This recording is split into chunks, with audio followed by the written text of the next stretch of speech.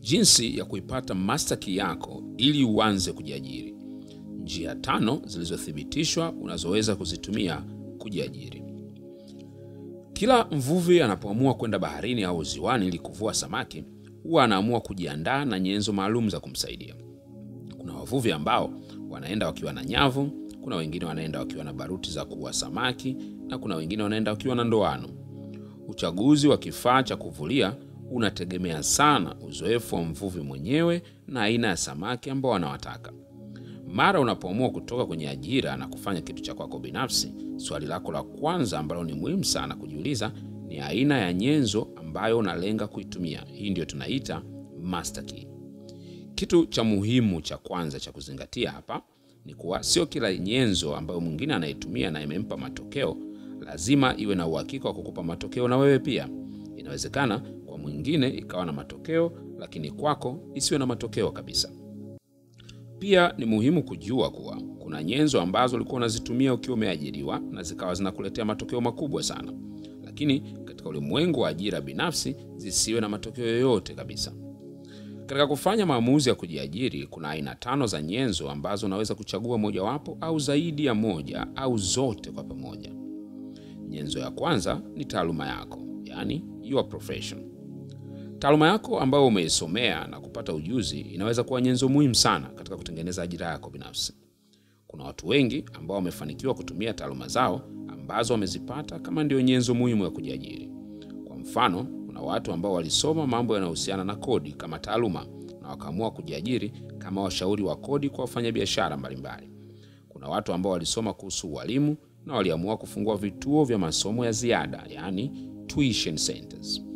Kuna watu ambao walisomea mambo ya mapishi na wakaamua kuanza kupika na kuuza chakula kwa kusambaza maofisini hata kabla hawajapata eneo la kufungua mgahawa. Kuna watu ambao walisomea ufundi wa magari na waliamua kufungua vijiwe vyao kwa ajili ya kutengeneza magari na kadhalika. Chunguza kuhusu taaluma yako. Wewe unaweza kuitumia namna gani kutengeneza ajira yako mwenyewe? Kumbuka, wakati mwingine sio lazima hicho kitu ufanye kwa mikono yako, ila taaluma yako inaweza kukusaidia kuanzisha na kusimamia kwa ufanisi kuliko mtu mwingine yeyote. Nyenzo ya pili unaweza ukatumia kama master key ni uzoefu wako au your experience. Nyenzo nyingine muhimu unaweza kuitumia katika maamuzi yako ya kujiajiri ni uzoefu ulionao kwenye jambo fulani. Kumbuka, kila kazi unayofanya au jambo unalopitia katika maisha yako huwa linakupa aina fulani ya uzoefu ambao unaweza kuwa ndio chanzo cha kujiajiri kwako. Siku moja nilikutana na dada mmoja ambaye alikuwa anamiliki mgahawa ambao ulikuwa unapendwa sana na watu kwa kuwa alikuwa anauza vyakula vizuri na ambavyo vinapendwa sana. Nilipomuuliza historia yake ilinishangaza sana. Aliniambia kuwa yeye hajawahi kusomea mambo ya upishi kabisa, ingawa kwa sasa anatajwa kama mpishi mzuri sana. Kitu kilichomfanya awe mtu mwenye ujuzi mkubwa katika mambo ya mapishi ni historia yake iliyompa uzoefu.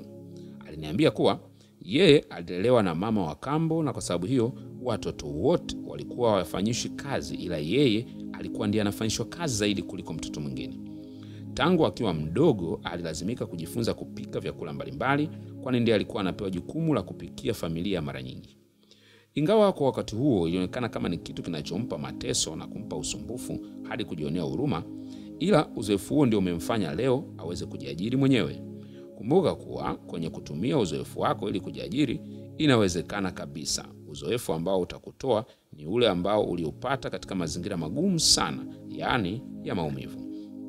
Hapa ndipo unapoweza kugeuza maumivu yako yawe ni mtaji wa kufanikiwa kwenye maisha yako. Kwa upande mwingine, inawezekana ni uzoefu ulioupata kwenye mazingira rafiki kabisa.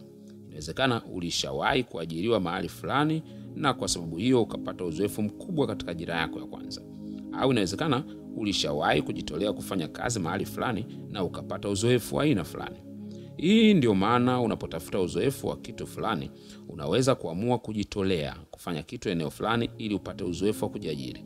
Kama una ndoto za kujiajiri na una uzoefu, kigezo cha kwanza cha kutumia unapotafuta ajira yako wakati bado unajiandaa sio ukubwa wa mshahara, bali ni fursa ya kujifunza. Hii ndio maana bilionea mkubwa sana wa nchini China ambaye ni mmiliki wa mtandao wa Alibaba, Jack Ma, aliwahi kusema, unapoanza kazi usiende kwenye kampuni kubwa sana ambayo kila kitu kimeimarika na kiko automated, bali tafuta kampuni ndogo ambayo itakupa nafasi ya kujifunza mambo mbalimbali kwa urahisi na itakupa uzoefu wa haraka. Kama sasa hivi uko kwenye ajira, kusudi lako kubwa kabisa inatakiwa liwe ni kujenga uwezo fulani maalum kupitia kazi yako ya sasa utakao kusaidia huko mbeleni. Je, wewe unataka kujenga uwezo gani? Mwaka 2019 nilikutana na mtu mmoja aliyekuwa ananisimulia jinsi ambavyo aliacha kazi kutoka kwenye kampuni moja kubwa ya simu na kuanzisha uwakala wa kutuma pesa kwa njia ya mtandao wa simu. Kwa maelezo yake anasema kuwa biashara hiyo inamuingizia pesa nyingi sana kuliko mshahara aliyokuwa anaopata kama mwajiriwa.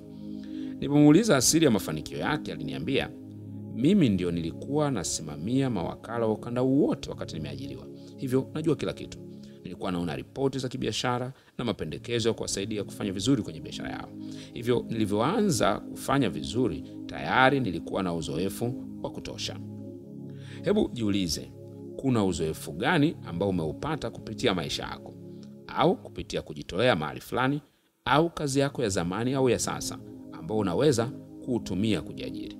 Jaribu kuandika uzoefu wa aina 3 ambao unao na unaona unaweza kutumika kama master key yako katika kujiajiri. Nyenzo ya 3 ambayo ni master key yako ya 3 ni mtandao wako, yani your network. Kitu kingine unachoweza kukitumia kama nyenzo yako ya kujiajiri mwenyewe ni mtandao wako. Umeshawahi kusikia watu wanasema your network is your net worth. Hii ina maana kiwango chako cha kufanikiwa hasa kifedha kinatokana na aina ya watu ambao wanakuzunguka. Kabla haujajiajiri, unaweza kufanya uchambuzi wa aina za marafiki ambao unao kwenye mzunguko wako. Ni marafiki wa namna gani? Hii ni muhimu kwa sababu fursa unazotafuta kwenye maisha huwa zinakuwa zimebebwa na watu unaowafahamu na wale ambao wanakufahamu. Kila mtu unayemjua huwa na fursa ya aina fulani ambayo ukiweza kuitumia inaweza kukusaidia sana kutengeneza ajira yako mwenyewe. Kumbuka, kadiri unavyokuwa na marafiki wenye fursa zinazofanana, ndivyo ambavyo unaweza kutengeneza aina fulani ya biashara au ajira kubwa zaidi katika eneo moja unalolichagua. Kwa mfano, kama wewe una marafiki wengi ambao ni wasimamizi wa hoteli mbalimbali, maana yake ni kuwa unaweza kupata fursa nzuri ya kusupply vitu mbalimbali kwenye hoteli zao kama vile mboga za majani, mayai, kuku na kadhalika. Kumbuka, sio lazima vitu hivi uwe unavilima au kufuga mwenyewe. Unaweza kufanyika kama mtu wa katikati wa kuvitoa upande mmoja kwenda upande mwingine. Kwa mtu mwingine mwenye mtandao kama huu, anaweza kaamua kuwa wakala wa wageni ambao wanahitaji kulala katika hoteli hizo. Hii inamaanisha kuwa watu wawili wanaweza kuwa na mtandao unaofanana kabisa, ila wakawa na aina tofauti za kujiajiri na wakatumia mawazo tofauti kabisa.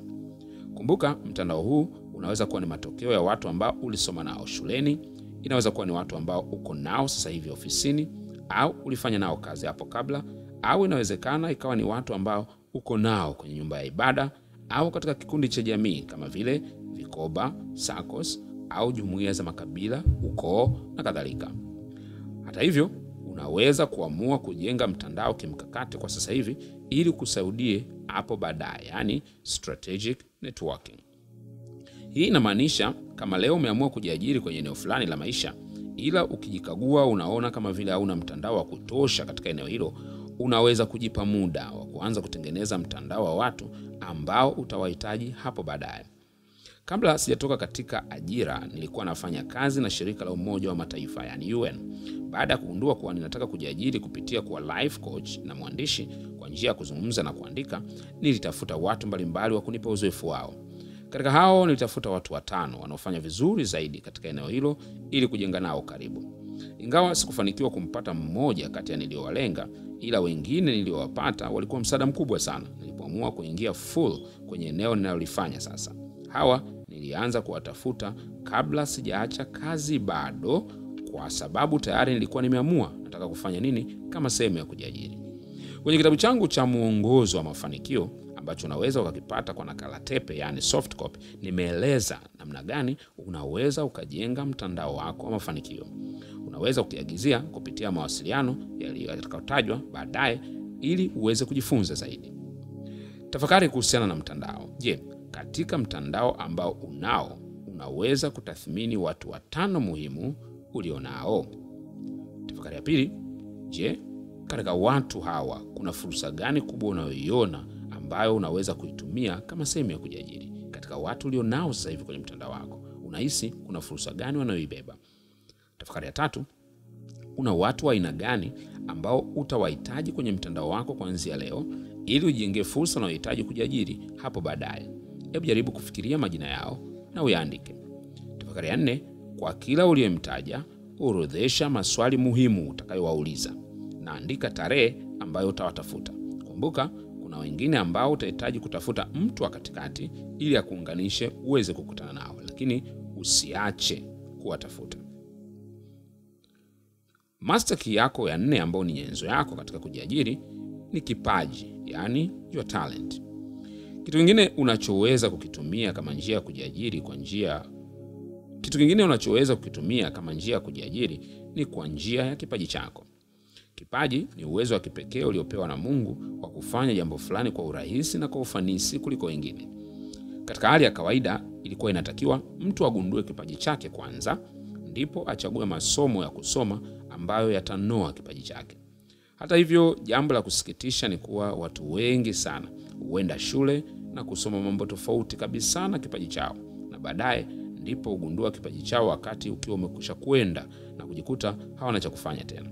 Unaweza kuamua kujiajiri kupitia kipaji chako. Kuna watu wengi sana wamegundua vipaji vyao na kujiajiri kupitia vipaji.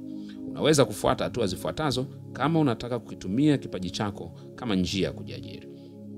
Hatua ya kwanza, gundua kipaji chako. Ingawa kila mtu ana kipaji, ila sio kila mtu anakijua kipaji chake. Kuna watu wengi sana wanaozaliwa hadi wanakufa bila kujua kipaji chao. Hii ndio maana Norman Cousin aliwahi kusema, hasara kubwa kwenye maisha sio kifo, bali kile kinachokufa tukiwa bado tunaendelea kuishi. Death is not the greatest loss in life. The greatest loss in life is what dies inside us while we still live. Changamoto kubwa ya watu wengi ni kufikiri kuwa kipaji ni kuimba, kucheza mpira, kuchora na kadhalika. Tafiti zimeonyesha kila mtu ana uwezo wa kipaji cha kipekee kinachoitwa core genius. Hata wewe unayo. Kama hujui bado haimaanishi hauna. Ili ufanikiwe, unahitaji kuigundua na kuanza kuishi mara moja. Kama bado haujajua, hii nakushauri agiza kitabu changu cha Core Genius kinachoeleza namna kugundua uwezo wako wa kipekee na kukuambia kitu sahihi unachotakiwa kukifanya kwenye maisha yako. Kimeainisha aina 8 za ugenius ambazo wanadamu wanazo na kukueleza namna kugundua ya kwako. Nilipojifunza hii, ndipo iliponisaidia kugundua ninachotakiwa kukifanya kwenye maisha yangu. Hatua ya pili ni kukinoa kipaji chako. Mara baada ya kugundua kipaji chako, kinachofuata ni kutumia muda kukinoa. Mara nyingi katika hatua ya kukinoa utakuwa uonekani na wengi. Huu ni kama ule muda ambao mbegu inakuwa imefukiwa chini na ionekane kabisa. Huu ni wakati muhimu sana, ingawa watu wengi wanaudharau na wanapenda mara nyingi kuukwepa. Kumbuka, uwekezaji wako katika kunoa kipaji chako ndio hujulisha nguvu ya kipaji chako kitakapoanza kutoka hadharani. Ni kile unachokifanya ikiwa hauonekani ndio hasa hujulisha nguvu yako utakapoanza kuonekana. It's your private investment that will announce you in public. Jambo la muhimu hapa ni kuepuka kujitokeza mapema kabla ya wakati kufika, yani avoid premature exposure. Falsafa muhimu kwa wakati huu ni ile ambayo Abraham Lincoln aliwahi kuisema. Alisema, kama ukinipa masaa 10 ya kukata mti, nitatumia masaa 6 kunoa shoka na masaa 4 kukata mti. Kadiri unavyowekeza vizuri katika kunoa uwezo wako, ndivyo itakavyokuwa rahisi kwako kuibuka kwa kasi na kwa ushindi utakapoanza kufanya. Swali la msingi la kujiuliza, je, kuna maeneo gani ya maisha yangu natakiwa kujinoa kwa kipindi hiki? Hatua ya 3 ni kukionyesha kipaji chako. Kitu kizuri ulichonacho kama hakijulikani na watu wengine, basi hakina maana yoyote. Katika hatua hii unaamua kuchukua hatua kuonyesha kile ulichonacho. Hapa ni muhimu sana kuzingatia mambo mawili makubwa. Moja, unapoanza weka mkakati mzuri wa kuonyesha kipaji chako kwa watu ambao ndio hasa unawalenga, aidha waje kuwa wateja wa moja kwa moja wa kipaji chako ama wana ushawishi wa kufanya kipaji chako kijulikane na kikubalike zaidi. Usijikite kuonyesha kipaji chako kwa watu ambao sio lengo lako. 2, unapoanza kuonyesha kipaji chako, lengo kubwa sio kupata pesa, bali hasa ni kujitangaza kwa kuonyesha thamani ya ulichonacho. Hivyo kuna wakati utalazimika kujitolea bila kulipwa chochote kama njia yako ya kuwekeza katika kujitangaza. Wakati naanza kufundisha makampuni, yani corporate training, nitumia njia hii kama sehemu ya kujitangaza. Nakumbuka niliwahi kuomba nafasi ya kufundisha bure kwenye benki moja ya kimataifa. Walinikubalia baada ya kujaribu mara kadhaa, na nikaenda kuzungumza na wafanyakazi wao katika mkutano wao wa ndani wa kila mwezi. Ukweli ni kuwa hawakunilipa siku hiyo, ila baada ya pale walinipa tenda ya kufundisha kwa mwaka mzima kwa malipo mazuri. Kuna watu hawatakuwa tayari kukulipa hadi wawe na uhakika wa uwezo wako. Kumbuka, sio kila unachokifanya bure huwa hakina thamani, bali ni uwekezaji wa kukusaidia hapo baadaye. Kutokana na nguvu ya mitandao ya kijamii kwa sasa, unaweza kuamua pia kuitumia kama sehemu nzuri sana ya kuonyesha uwezo wako kwa watu mbalimbali. Hakikisha hauitumii kama sehemu ya kuonyesha maisha yako tu, bali hasa kama sehemu ya kuonyesha uwezo na kipaji chako. Swali la muhimu na la msingi hapa, je, kuna namna gani unaweza kuanza kuonyesha uwezo wako? Hatua ya 4 ni kugeuza kipaji kuwa chanzo cha kipato. Hii ndio hatua ambayo wengi huwa wanakimbilia kuanza nayo. Hata hivyo, hatua hii huwa inakuja pale ambapo umeanza kujenga mambo mawili makubwa. Moja ni pale ambapo umeanza kujenga hali ya kuaminika, yani trust, na wale wanaohitaji huduma au bidhaa yako. Pili ni pale ambapo umeanza kujenga jina lako, yani personal brand, kuhusiana na kile unachokifanya. Kumbuka, unapoanza kuna watu wengi sana watakulipa kidogo, yani you'll be underpaid, kuliko thamani unayoitoa. Ila hii haimaanishi ushushe ubora wa unachokifanya. Kitu muhimu hapa ni kufanya over delivery, yani unahakikisha kuwa unafanya zaidi ya watu wanavyotarajia. Kumbuka, watu wanapoanza kukulipa ni ishara kuwa ukifanya vizuri watakulipa zaidi. Kitu cha muhimu hapa ni kuwa na muendelezo katika unachofanya, yani consistency. Changamoto ya watu wengi ni kuwa wakianza kulipwa tu huwa wanapoteza nguvu ya kufanya kwa muendelezo, na wanapoteza ubora wao, na wanajikuta ghafla wamepotea sokoni. Kama ungependa kujua mbinu za zaidi za namna unavyoweza kufanya kipaji chako kiongezee pesa na kuwa biashara ya kudumu, unaweza ukatafuta kitabu changu kinachoitwa Kipaji, namna ya kugeuza kipaji chako kuwa biashara. Hatua ya 5 ni kukipanua kipaji chako. Mara baada ya watu kuwa tayari kukulipa na kipaji chako kujulikana zaidi, unaweza ukaanza kukipanua ili uweze kuwafikia watu wengi zaidi na uweze kupata pesa nyingi zaidi. Njia ya kwanza ya kupanua kipaji chako ni kwa kushirikiana na aina fulani ya watu. Kuna watu ambao kushirikiana nao huwa wanakusaidia kupanuka zaidi. Hii ndio maana wanamuziki huwa wanapenda kuimba na wengine kama sehemu ya kujipanua, yani wanasema wanafanya kolabo. Mara nyingi unatakiwa kuchagua aina ya watu ambao watakuletea watu wapya au watakutambulisha katika soko jipya ambalo ulikuwa bado haujaweza kuingia. Nyenzo yako ya 5 kama master key ya kujiajiri ni kufanya unachokipenda, yani your passion. Nyenzo ya 5 ya kuitumia ili kujiajiri ni kupitia kile unachokipenda sana. Kama umeshafanikiwa kujua kitu ambacho unakipenda sana, kinaweza kuwa ni chanzo kizuri sana cha wewe kujiajiri kwa mafanikio. Kumbuka, kwenye kila passion kuna biashara imejificha. Passion yako ni kile kitu ambacho uko tayari kukifanya maisha yako yote bila kuchoka kabisa. Mara nyingi kitu ambacho una passion nacho huwa unakuwa na nguvu ya ziada ya kukifanya bila kuchoka. Kuna kitu gani una passion nacho ya hali ya juu sana? Kwa mfano, kama wewe unapenda sana watoto, kuna biashara nyingi sana unaweza kuzifanya, kama vile kuuza nguo za watoto, kuanzisha kituo cha michezo ya watoto, kuuza lishe za watoto, kuanzisha shule za watoto na kadhalika. Swali la kufanyia kazi ni hili: je, wewe unapenda sana kitu gani? Na kwenye unachokipenda kuna nini ambacho unaweza kukifanya kama sehemu yako ya kujiajiri? Tafakari ya sura hii ya 3. Tafakari ya kwanza, katika nyenzo 5 ambazo ni master key unazoweza kuzitumia kama sehemu yako ya kujiajiri, je, ni master key gani 3 ambazo unaona zinakufaa zaidi wewe? Tafakari ya pili, katika hayo maeneo 3 uliyoyataja, je, ni master key gani ambayo unaona inakufaa zaidi kuliko zingine? Na ya 3, kuna njia zipi ambazo unaweza kuzitumia kujiajiri kupitia hiyo master key uliyoitaja hapo juu? See you at the top.